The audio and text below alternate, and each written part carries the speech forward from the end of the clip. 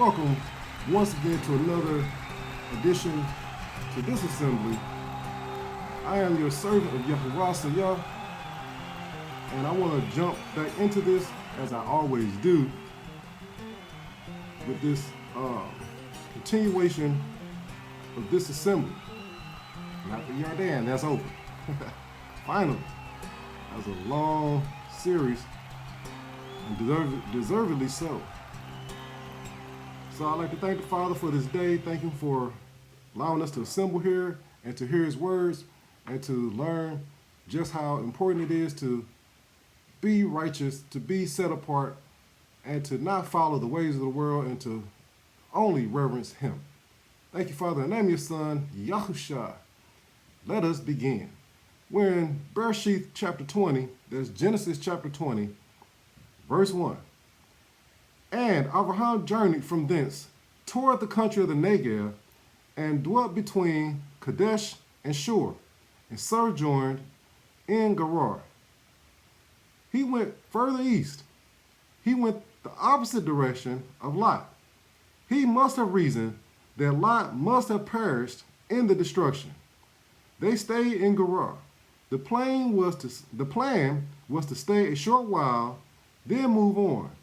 During their stay, they likely mingled and came across many people, as you tend to do while traveling and lodging. And let us not forget that with Avraham and Sarah and their child, there was also a great number of people whom both served him and followed him. He was a great man and had many possessions. So let us not forget that there were not only he and his family, but a lot of other people, as well as things, camels, flocks, herds. He had all sorts of things that made him wealthy, and to include jewels and money, whatever kind of money they had during that time period. Avraham had it. Verse 2, and Avraham said of El Sarah, his woman, she is my sister. And Abimelech, king of Gerar, sent and took Sarah. Who was Avraham speaking to? Is that what he was telling those sent to take his woman? Apparently, Sarah had not gone unnoticed. Either the king himself or his men had seen her and thought she would be suitable for the king. As was his sovereign right as king, he sent men for her. Avraham did not want to be killed for her, so he only said that she was his sister. Therefore, they spared him and took her just the same. Verse 3, but Elohim came to Abimelech in a dream by night and said to him, behold, you are but a dead man, for the woman which you have taken, for she is a man's woman. This does not say that Yahuwah came, but Elohim. Let's take it as presented. There was a group of El confronted Abimelech in a dream. More terrifying than older brothers and cousins come to confront their younger sisters or their younger siblings bully. They probably stood tall over him and were most intimidating. Their message, she is not her own woman, but she belongs to another man, and you are not that man. Therefore, you are going to die for her sake. How you like that for not asking before you leap?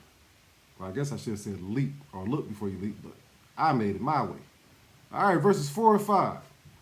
But Abimelech had not come near her, and he said, Adonai, will you slay also a righteous nation?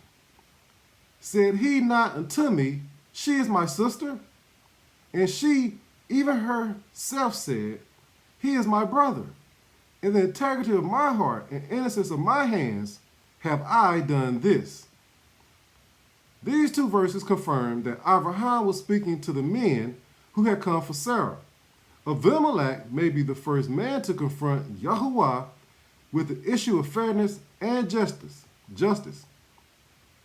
Well, actually the second, since Avraham confronted him regarding what he was about to do with the circle of the Jordan, including Amorah and Sedom. He questioned if Yahuwah would destroy a righteous nation for the sake of one, especially when he had not committed any act against her. Therefore, he had not committed any act against Yahuwah, but was unaware that she was already with a man. He asked if he, Yahuwah, would destroy a nation for one man's ignorance of a wrong that had not been committed. He said that on his personal integrity, the standard he held himself to as king, he was innocent. He asked Elohim if he would also slay a righteous nation. He asked Yahuwah if he would also slay a righteous nation. He put his integrity upon the whole nation. Either he meant that to say slaying him would destroy his nation, or literally destroy everyone in his nation. Either way, he posed a really good situation to Yahuwah as judge and basically jury, the same as Avraham did just a couple of verses ago. Well, it was more than a couple, but you know. Verse 6, and Elohim said unto him in a dream, Yea, I know that you did this in the integrity of your heart, for I also withheld you from sinning against me. Therefore suffer I you not to touch her.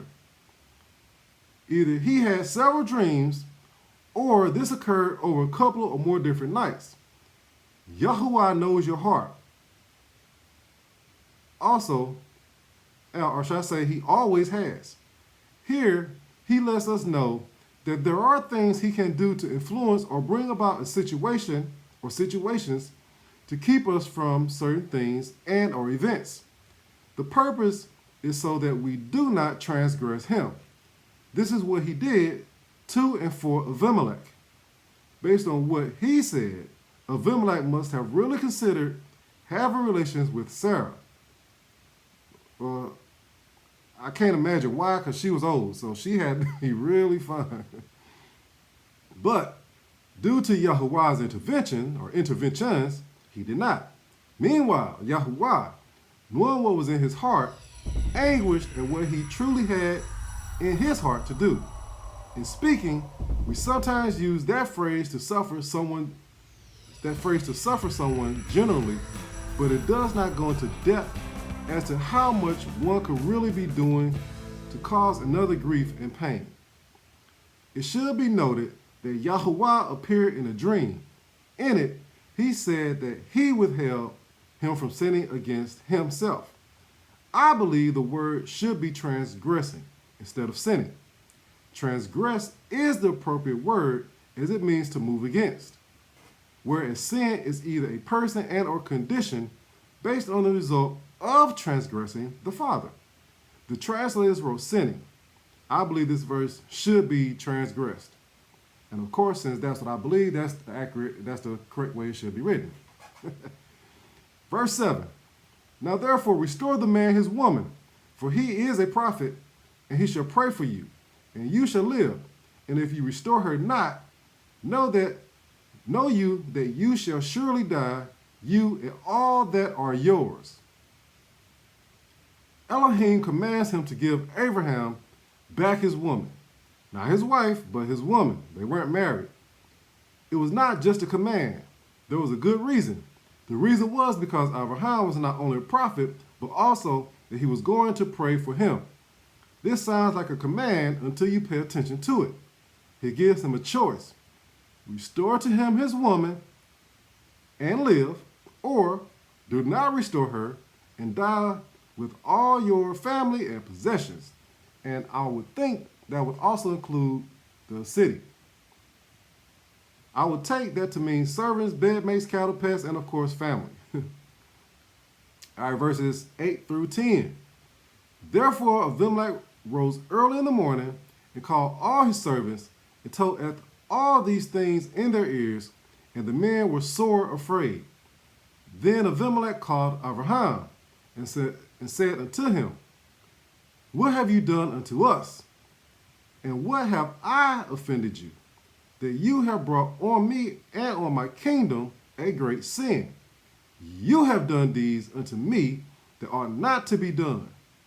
And Abimelech said unto Avraham, what saw you that you have done this thing? Abimelech was quite disturbed by this turn of events. The average person today could have had this dream and credited it as the machinations of the sleeping mind and saw it as just dismissible nonsense. Not Abimelech during this time period.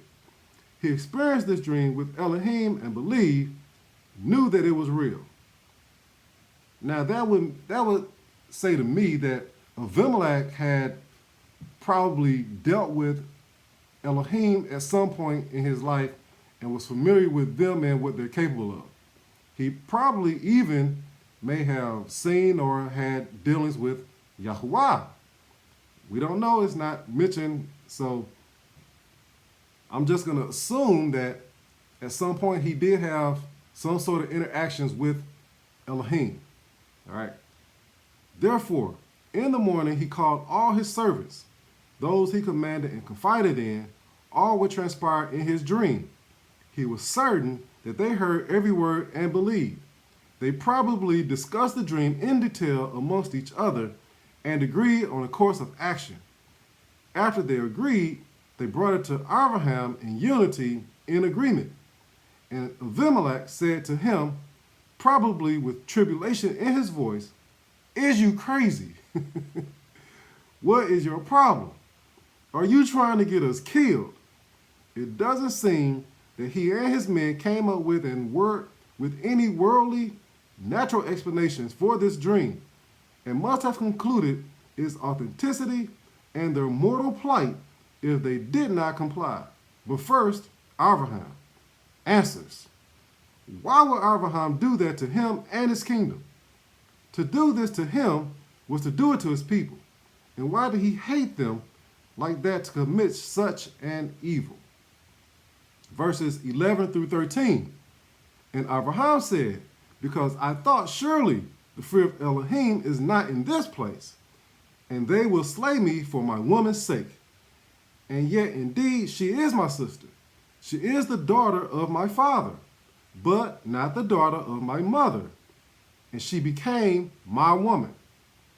And it came to pass when Elohim caused me to wander from my father's house, that I said unto her, this is your kindness which you shall show unto me at every place whither we shall come.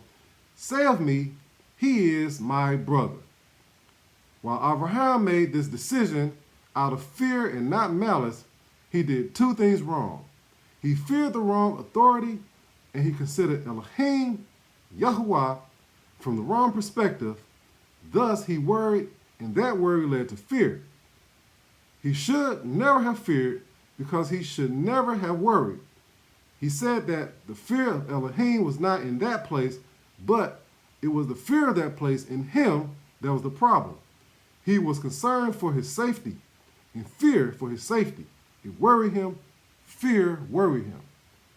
I'm worried that I'm going to go over time, so I'm going to end it here at verses 14 through 16. And Abimelech took sheep and oxen and men servants and women servants and gave them unto Avraham and restored him Sarah his woman. And Abimelech said, behold, my land is before you. Dwell where it pleases you.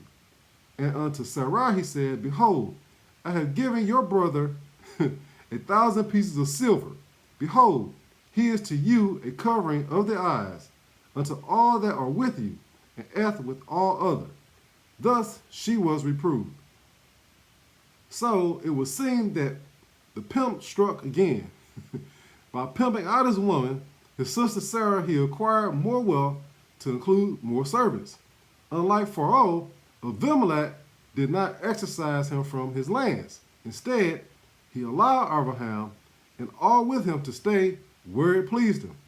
Not only that, he ordered all not to even see Sarah, as she was Avraham's sister, not his woman, and definitely not his wife, but, his sister. With that, we're going to wrap this up, and we're going to conclude this episode. and we will see you again on this assembly. Enjoy this good day.